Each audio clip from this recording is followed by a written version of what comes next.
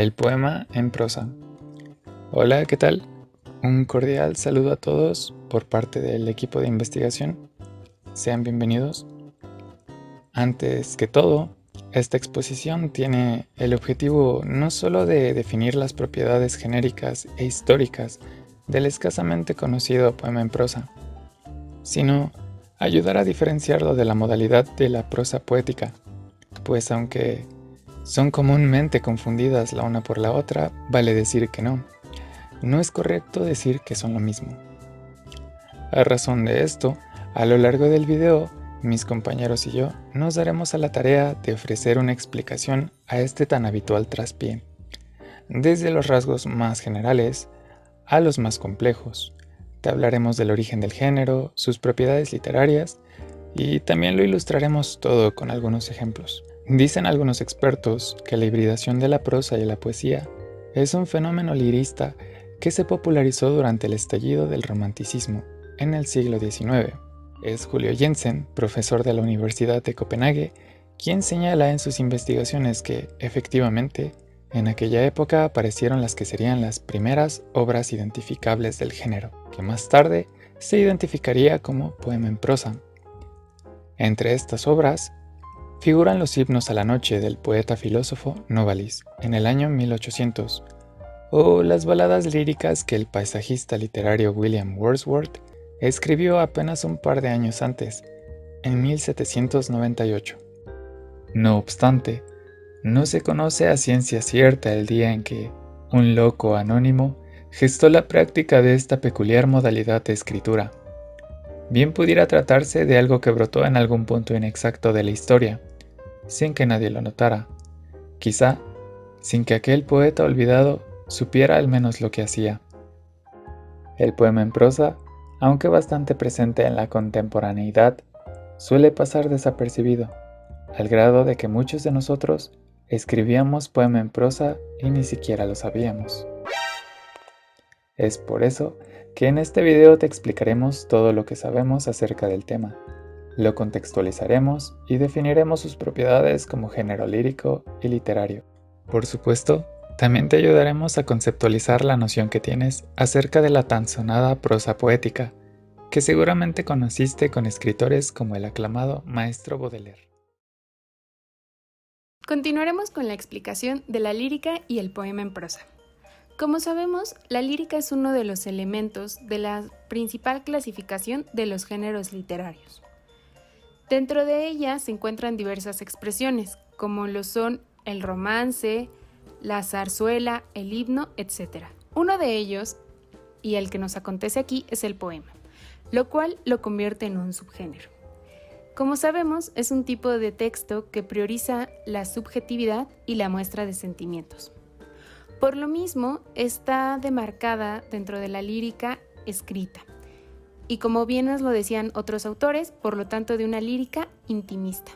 Para conocer el origen del poema en prosa, profundizaremos en sus características, las cuales son las siguientes: la interiorización, la búsqueda de una instantánea, es decir, la evocación de la imagen, una comunicación diferida, el uso de recursos estilísticos, verticalidad, que se refiere a la profundización de un solo tema, el ritmo y la musicalidad, la brevedad, el uso de la función poética, pues se experimenta constantemente con el lenguaje, la carencia de una trama y por último encontramos a la originalidad y la expresión de emociones. Y es justo con estas dos últimas características que dan origen a que los artistas busquen liberar a sus creaciones de los modelos tradicionales y las normas preestablecidas. De esta manera, los creadores tendrán una actitud de rechazo a estos modelos y normas. En el ámbito de la forma, encontramos que el modelo tradicional es el uso de un verso. Por lo tanto, nuestros creadores dirán adiós al verso y por lo tanto también se dice adiós a la métrica y aunque en menor medida también a la rima. Esto es el origen del poema en prosa, donde cabe destacar su carácter disidente y difuso, pues siempre encontraremos al poema en prosa en esta frontera, dentro del poema versado y dentro de la prosa misma. De esta manera, en nuestro imaginario debemos tener poemas versados, como lo son los de Sor Juana Inés de la Cruz, pero también los, quizá para nosotros no tan nuevos, los poemas en prosa, como los de Charles Baudelaire. Pese a que los fundamentos más sólidos de la prosa poética se encuentran en Francia, existieron algunos personajes de la antigua Grecia que ya planteaban algunos conceptos clave. El primero de ellos fue Aristóteles, pues en su ya conocida Poética expuso dos principios que darían de qué hablar en los siglos posteriores. El primero explica que la poética no se limita al verso, es decir, no está definida por una estructura particular, y más bien se trata de la expresión de las pasiones y acciones humanas. Y el segundo nos da a entender que el metro no define el poema. Como he mencionado antes, estos son solo algunos acercamientos a la definición de prosa poética, así que no es necesario entender todo lo que implica por el momento, pues se darán detalles más adelante. Es también con Aristóteles que se plantea algo llamado el principio antimétrico, un axioma que indica introducir el ritmo en la prosa sin que se convierta en verso. Como nota aclaratoria, cabe mencionar que, para los griegos, el ritmo hace referencia a las sílabas cortas y largas y la repetición de palabras, sonidos o estructuras silábicas. Más adelante, comenzó una búsqueda por perfeccionar el discurso con ayuda de la poética, que implicó empezar a adaptar el ritmo del verso en una forma menos notoria. El primero en destacar es Cicerón, ya que valora la adecuación del pensamiento a la frase y defiende la existencia de la cláusula como una herramienta para cumplir este propósito. Este dato es importante, pues más adelante, Baudelaire tendrá el principio opuesto, adaptar la prosa poética no al pensamiento, sino a los sobresaltos de la conciencia.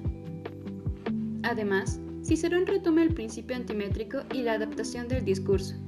Al intentar distinguir entre verso y prosa, concluye que existen dos elementos que endulzan esta última, la gracia de las palabras y el ritmo. En ese sentido, las palabras son la materia porque se encuentran en el lenguaje cotidiano. ¿Recuerdas a los peces locutores que salían al aire y se morían? Así es. Él ya tenía en cuenta que aspectos como las metáforas no eran exclusivas de la poética. Por su parte, el ritmo cumple una función secundaria al pulir ese lenguaje. Este elemento sí es exclusivo de los géneros literarios. También encontramos algunos personajes con propuestas interesantes.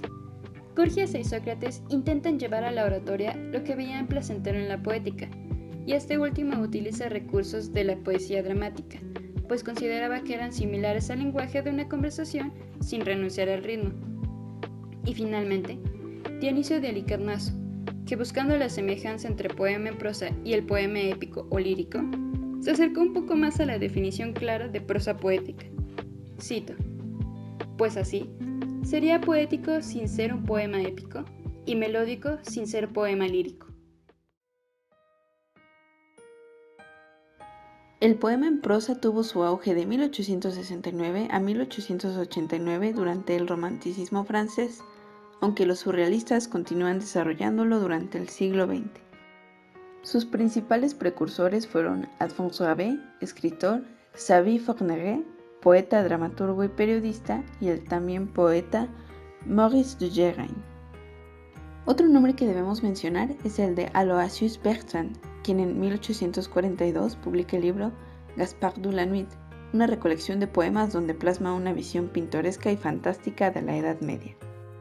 El trabajo de Bertrand llama la atención de Théophile Bouty, poeta, dramaturgo, novelista, periodista, crítico literario y fotógrafo, y de Charles Baudelaire, considerado el sistematizador del poema en prosa. En Pequeños poemas en prosa, de 1869, encontramos a modo de dedicatoria una carta que Baudelaire le escribió a su amigo Hazim Hussein, en la que esboza los rasgos característicos del poema en prosa. Mi querido amigo, le envío un pequeño trabajo del que no se podría decir, sin ser injusto, que no tiene ni pies ni cabeza, ya que por el contrario, todo en él hace las veces de pies y de cabeza alternativa y recíprocamente. Tenga la bondad de considerar cuántas notables ventajas ello supone para todos, para usted, para mí y para el lector. Podemos cortar por donde queramos, yo mi soñar, usted el texto, el lector su lectura. En efecto, no someto la reticente voluntad de éste al interminable hilo de una intriga superflua, Quite una vértebra y las dos partes de esta tortuosa fantasía se podrán juntar sin dificultad. Córtela en fragmentos diminutos y verá que cada uno puede tener existencia propia. Esperando que algunos de estos trozos tendrán la suficiente vida como para agradarle y divertirle, me atrevo a dedicarle la serpiente entera. Tengo que confesarle algo. Al ojear al menos por 20ª vez el famoso Gaspard de la Nuit de Aloysius Bertrand, un libro que usted, yo y alguno de nuestros amigos conocemos, ¿acaso no tiene el derecho a ser calificado de famoso? Se me ocurrió intentar hacer algo parecido y aplicar a la descripción de la vida moderna, o mejor dicho, de una vida moderna y más abstracta, el procedimiento que él había aplicado para retratar la vida antigua con sus rarezas tan pintorescas. ¿Quién de nosotros no soñó los días en que se siente ambicioso con el milagro de una prosa poética, musical pero sin ritmo ni rima, suficientemente flexible y contrastada como para poder adaptarse a los movimientos líricos del alma, a las ondulaciones del sueño, a los sobresaltos de la conciencia? Este ideal obsesivo nace sobre todo cuando uno frecuenta las ciudades monstruosas y se sitúa en la encrucijada de sus múltiples contradicciones. ¿Acaso no intentó traducir en una canción el grito estridente del vidriero y expresar con una prosa lírica todas las lastimosas sugestiones que este grito lleva hasta las buhardillas cuando atraviesa las más altas brumas de la calle? Pero a decir verdad, me temo que esta envidia mía no me haya traído suerte. Tan pronto hube empezado mi trabajo, me di cuenta de que no solamente estaba muy lejos de igualar a mi misterioso y brillante modelo, sino que además estaba haciendo algo, si se puede llamar algo lo que hacía, notablemente distinto. Y este es un accidente del que cualquiera sin duda se vanagloriaría, pero que no puede sino humillar a una mente de poeta que considera como máxima honra poder realizar precisamente lo que se había propuesto. Suyo afectísimo, C.P. En la modernidad, el sujeto es la figura que ordena el mundo y la vida del ser humano. Ya no se trata de un orden griego dado, como el cosmos, ni de un orden medieval creado por Dios, sino uno construido por el sujeto. El fundamento y el principio del mundo es el individuo. La relación sujeto-objeto, cuyo resultado es el conocimiento, deriva en el artista en una nueva sensibilidad y asociación de ideas y emociones que proyectarán la visión íntima y confesional. La exaltación de los sentimientos y la búsqueda de la unidad entre el macrocosmos y el microcosmos, es decir, entre la naturaleza y el humano, formarán parte de los rasgos estéticos pertenecientes al romanticismo. Los escritores románticos hicieron del sujeto y de la libertad los vehículos para la confesión emotiva y el ser individual, que tiene derecho a construir una visión personal del mundo. Igualmente, las técnicas pictóricas como el impresionismo y el puntillismo influyeron en la edificación mental del poema en prosa, dotándolo de características como la descripción y la anécdota.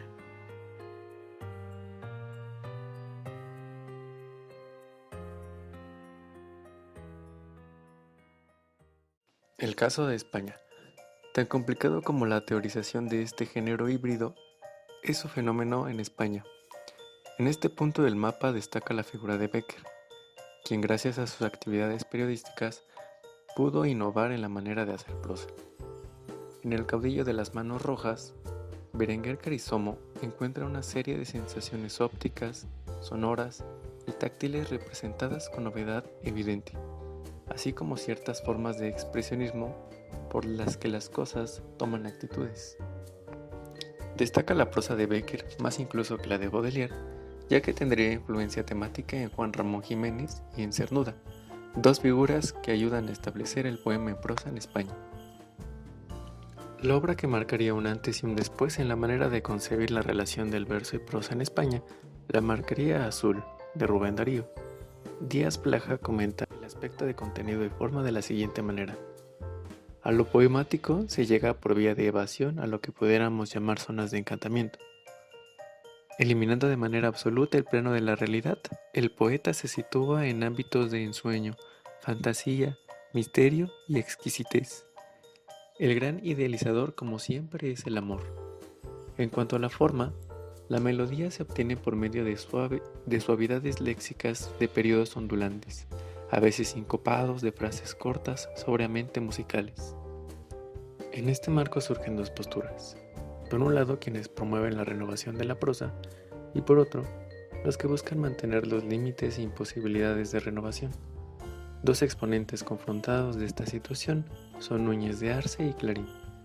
A este respecto, María Utrera Torremocha indica que para este momento la poesía en verso está envejecida y la narrativa costumbrista, realista y naturalista sujeta al desarrollo argumental, lo cual no favorece la aparición del poema en prosa, considerado como importación ajena. En el siglo XX en España, autores como Valle Inclán y Ramón Pérez de Ayala tienen una tendencia o necesidad a desprenderse de las formas forzadas del verso y prefieren más que a la composición formal, mantener fidelidad a la composición poética.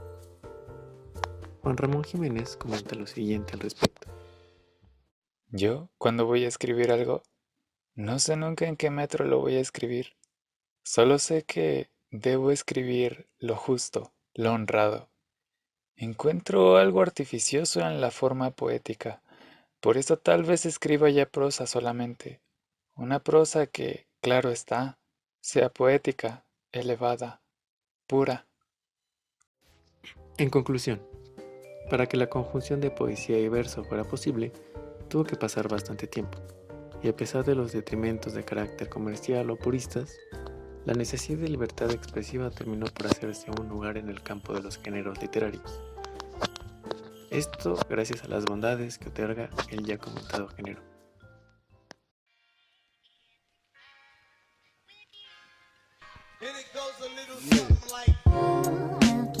Poema en prosa y prosa poética. ¿Qué es el poema en prosa? ¿Qué es la prosa poética? La carencia de definiciones para estos fenómenos líricos se ha vuelto bastante común.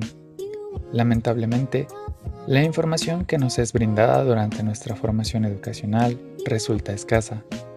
Si bien en primaria conocimos el poema y en secundaria la prosa, ni en una ni en otra nos fueron explicadas sus modalidades de poema en prosa ni prosa poética, respectivamente. Visto lo visto hasta este momento, es hora de conceptualizar las propiedades de cada cual.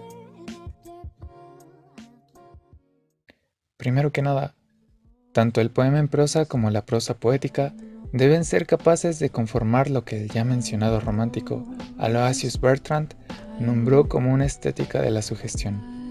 Esto es, una amplia capacidad y esencia poéticas. Ahora bien, el poema en prosa no puede prescindir de una continuidad narrativa, tanto como la prosa poética no puede carecer de recursos líricos para expresar sentimientos. No obstante, entiéndase que el poema en prosa no es propiamente un relato, o al menos no uno de carácter tradicional. La existencia de este género supone un quiebre en la continuidad clásica de narrar. Ni el verso ni las cualidades estróficas se pierden del todo. Los recursos de sonoridad y musicalización, como las aliteraciones y repeticiones de distinto tipo, son determinantes. Hay una percepción entrecortada y fragmentaria entre versos y estrofas. Entonces, hallamos aquí las pausas versales, innecesarias en la prosa, pero recurrentes en el poema para marcar un tempo. Esto con la finalidad de ralentizar la lectura y evocar un mayor estremecimiento en el lector con cada verso. Por otra parte, la prosa poética no es propiamente un poema, pero frecuenta los mismos elementos que este, aunque en menor grado, ya sea figuras literarias o retóricas que sellan en su esencia el remarcado estilo de la poesía. En ella predomina el hablante lírico, cuya finalidad a todas luces es la de transmitir sus sentimientos, emociones e imágenes simbólicas que el autor quiere dar a conocer. Y, contrario a lo que sucede con el poema en prosa, aquí sí hay una continuidad narrativa, a una descripción y sentimiento, superficie y profundidad, anécdota y reflexión. Al leerla se siente como la lectura de un poema, pero que tiene la estructura de un cuento o un ensayo, debido a la distribución de su contenido en párrafos.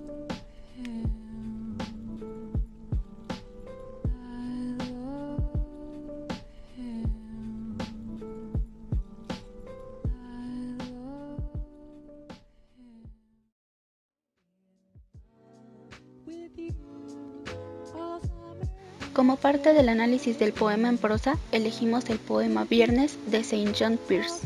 Comenzaré el análisis con el nivel pragmático discursivo, que a su vez se divide en el nivel enunciativo, el de destino y el de la función. Lo enunciativo se subdivide en tipo de enunciador, estatus del acto de enunciación y modalidad de enunciación.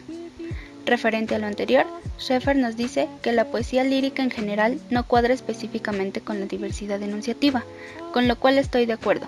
Analizando este poema, no podemos saber si goza de un enunciador real, ficticio o fingido, o si hace una enunciación seria o ficcional, ya que no podemos deducirlo directamente del contenido del poema.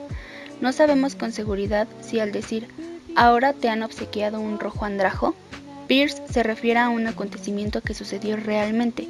Incluso tenemos incierto que sea el mismo Pearse hablando por sí mismo o si lo enuncia desde el punto de vista de un tercero. Siguiendo con el nivel de destino, Viernes presenta un mensaje con destinatario determinado, ya que el mensaje dentro del poema está destinado a algún tercero en específico. Esto lo notamos en oraciones como «¿Y qué nueva tu sombra?» o «Miras en el cobre de tu libreta tus ojos que se han hecho embusteros». Asimismo, el poema cuenta con un destino transitivo, pues el emisor se dirige a un tercero. En este caso no podemos especificar si se encuentra un destinatario real o ficticio, ya que para ello necesitaríamos tener claro si el tipo de enunciación es seria o ficcional. Terminando con el nivel pragmático discursivo, tenemos a la función, la cual presenta actos ilocutivos expresivos, ya que su principal objetivo es el de hacernos saber sus sentimientos. A continuación, tenemos el nivel semántico del análisis. En cuanto a los rasgos de contenido, tenemos claramente que al ser llamado poema, se considera automáticamente la relevancia del sentimentalismo dentro del mensaje que el autor quiere darnos, así como la importancia de la estética del mismo. Al tener presente la palabra prosa, sabemos que el poema nos estará narrando algo de alguna manera.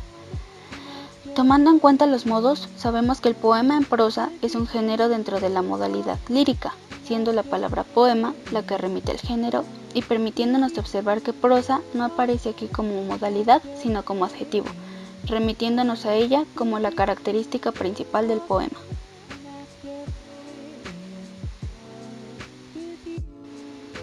Finalmente, concluyendo el análisis de la obra, tenemos el nivel sintáctico. En los factores gramaticales tenemos que el en prosa, incluido en el nombre del género, condiciona la forma del poema a presentarse en párrafos, los cuales, en los factores fonéticos prosódicos y métricos, se describirían como una forma de segmentación recurrente, mas no fija. Es por ello que ningún poema en prosa contiene la misma estructura que otro. Estos mismos factores dan a notar la carencia de rasgos métricos y la variación de rasgos prosódicos. En cuanto a los rasgos estilísticos, encontramos una carga importante de figuras retóricas. Sin embargo, a nivel poema en prosa, no hay un modelo fijo en su uso, ya que este depende completamente del autor. Y está listo. A continuación, escucharás una declamación del poema Viernes de St. John Pearse.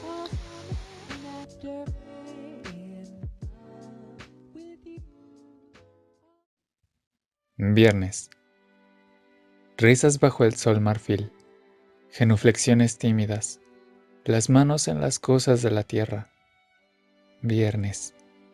Qué verde era la hoja y qué nueva tu sombra. Las manos tan largas hacia la tierra cuando, cerca del hombre taciturno, meneabas bajo la luz la azul corriente de tus miembros. Ahora te han obsequiado un rojo andrajo. Bebes el aceite de las lámparas y robas en la despensa. Deseas las faldas de la cocinera que es gorda y olorosa a pescado. Miras en el cobre de tu libreta tus ojos que se han hecho embusteros y tu risa viciosa.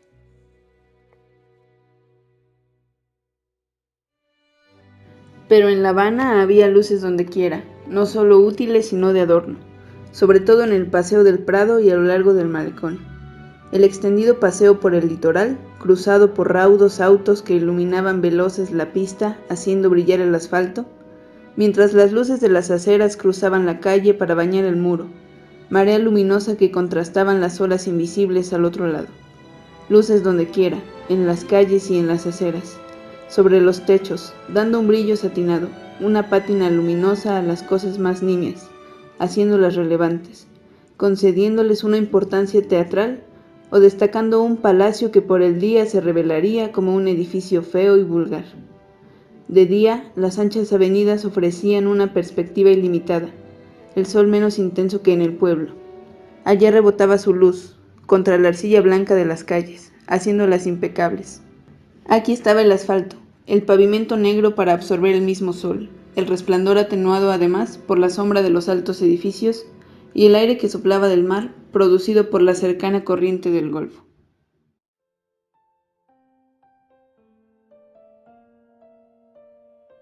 Para concluir, haremos un pequeño resumen con los puntos trascendentales acerca del poema en prosa. Poema en prosa suele ser utilizado erróneamente como sinónimo de prosa poética. Por eso, es necesario distinguir ambos términos y así no experimentar confusión. Nos queda claro, entonces, que el poema en prosa no es un género que haya brotado de la noche a la mañana. Sí, tal y como fue apreciado en la exposición, el choque de la poesía con la prosa tuvo su auge en Francia, entre los años de 1869 a 1888. No obstante, podemos retroceder más y notar ligeros cimientos para su creación desde la antigua Grecia. Pero regresemos un momento al pináculo de su existir. Entre los mayores instauradores de este género a partir del siglo XIX se encuentran Charles Baudelaire, con la modesta publicación de Pequeños poemas en prosa, y Rubén Darío, quien marcó un parteaguas en el tema con su libro Azul, en lengua hispánica. Hoy día podemos definir el poema en prosa como un género que calza perfectamente dentro de la modalidad de la lírica. Asimismo, posee manchas de narración y sus características particulares son evocación de imagen, verticalidad, carencia de una trama, musicalidad, brevedad y la carencia de versificación sin que esto implique la pérdida de las pausas versales. En lo que respecta a su análisis, los niveles pragmático, semántico y sintáctico van enfocados principalmente al mensaje y a la función expresiva del autor. Por su parte, la prosa poética se distingue por seguir una estructura con párrafos y por su fuerte presencia narrativa. La dificultad para clasificar un poema en prosa radica, tal vez, en una de sus características fundadoras, la subjetividad del autor, ya que cada uno tiene una manera particular de percibir y plasmar la realidad. Esperamos que todo haya quedado claro y que hayas disfrutado tanto de esta presentación como nosotros sufrimos para diferenciar poema en prosa de prosa poética.